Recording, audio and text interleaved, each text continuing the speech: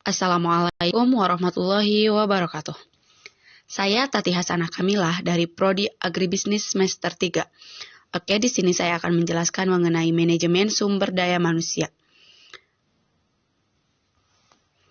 Oke, untuk yang pertama saya akan menjelaskan mengenai pengertian manajemen sumber daya manusia itu apa.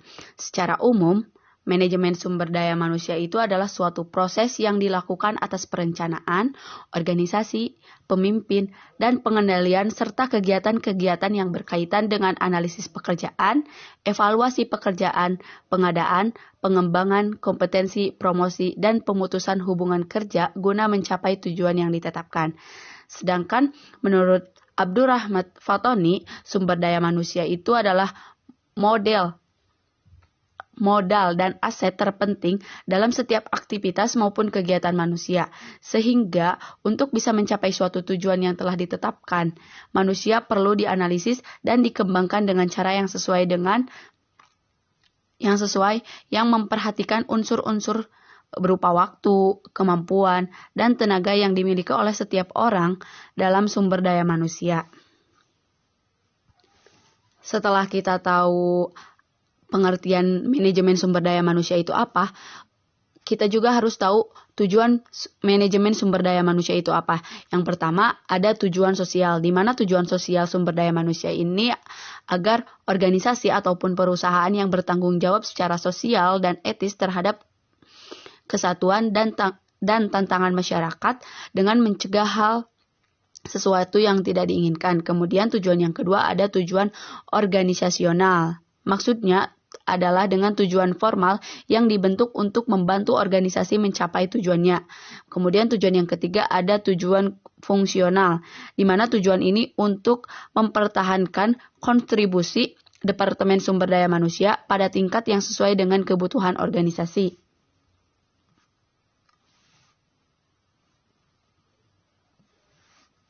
Oke, untuk selanjutnya mengenai fungsi manajemen sumber daya manusia.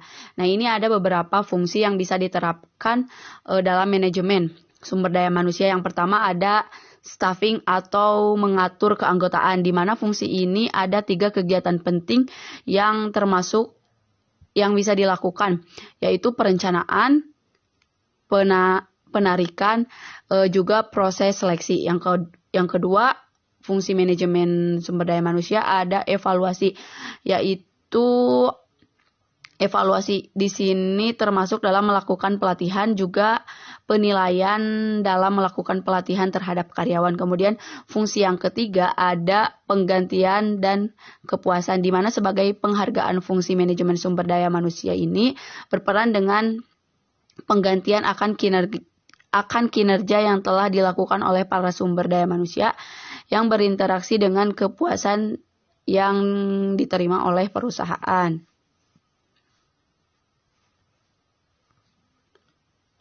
Oke, untuk fungsi yang keempat ada pelatihan dan penasihat, di mana manajemen sumber daya manusia itu dapat memiliki fungsi sebagai pelatih sekaligus memberi evaluasi. Nah, pihak departemen untuk bertanggung jawab ini untuk membantu pihak manajer dalam membuat program-program pelatih baik untuk calon karyawan baru atau juga karyawan lama demi menghasilkan kinerja yang lebih bagus, lebih berkualitas untuk menunjukkan ataupun untuk menunjang kinerja di dalam perusahaan. Oke, untuk fungsi yang kelima ada membangun relasi ataupun kerjasama. Nah, ini berperan penting dalam tugas untuk membangun relasi seperti melakukan negosiasi dengan pihak departemen pekerja yang lain. Kemudian fungsi yang keenam ada untuk menciptakan kondisi yang aman dan sehat. Di mana ini maksudnya aman dan sehat itu menghindari hal-hal yang tidak diinginkan dan yang dianggap beresiko seperti kecelakaan yang dialami oleh pekerja.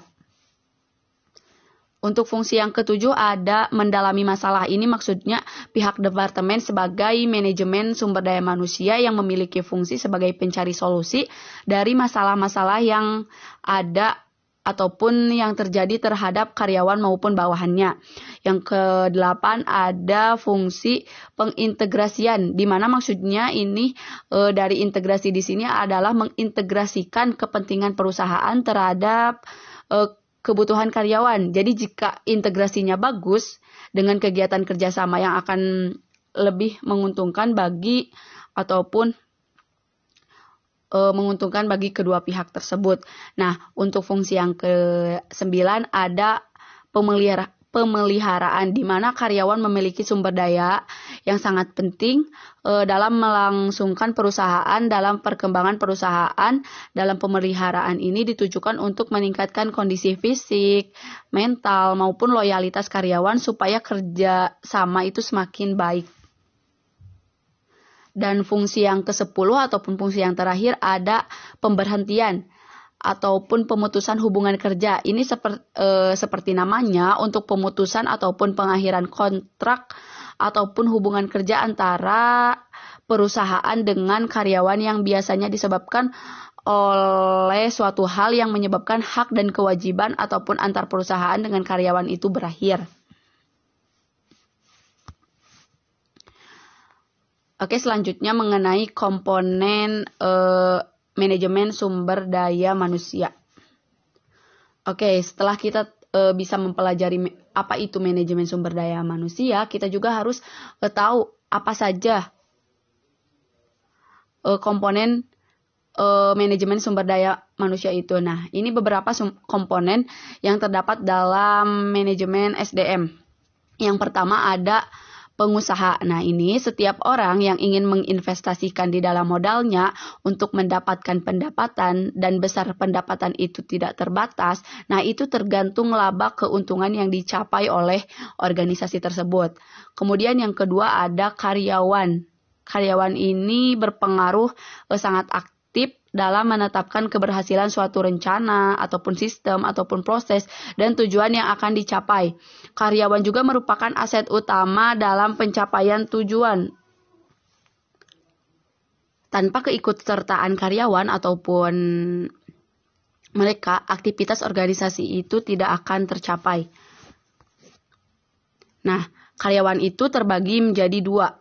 Jadi posisi karyawan itu menjadi dua, yaitu ada karyawan operasional dan karyawan manajerial. Di mana karyawan operasional merupakan setiap orang yang secara langsung harus mengerjakannya sendiri mengenai tugas dalam pekerjaannya sesuai dengan perintah atasan. Tetapi karyawan manajerial itu orang yang berhak terhadap bawahannya untuk mengerjakan sebagian dari pekerjaannya yang diberikan dan harus dikerjakan sesuai dengan perintahnya. Kemudian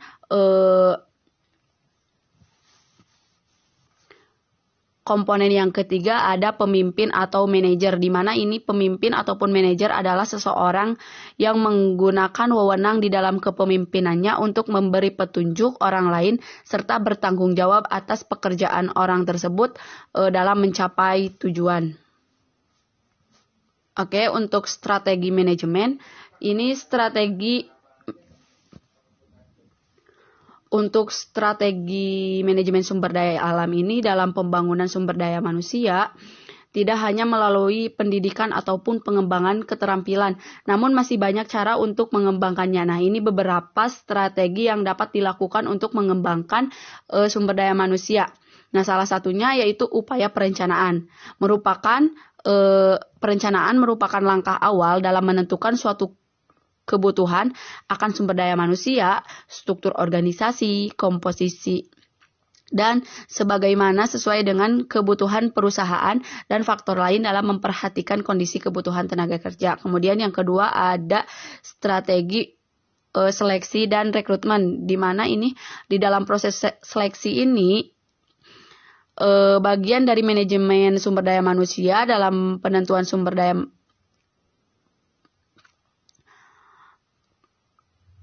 karyawan. Selain memilih sumber daya manusia yang sesuai dengan kebutuhan dan kriteria yang diharapkan, dan bagaimana kemampuan manajer untuk mencari tenaga kerja yang kompeten dan memiliki kompetensi dan kualitas yang baik dalam membangun perusahaan secara tujuan yang ditentukan.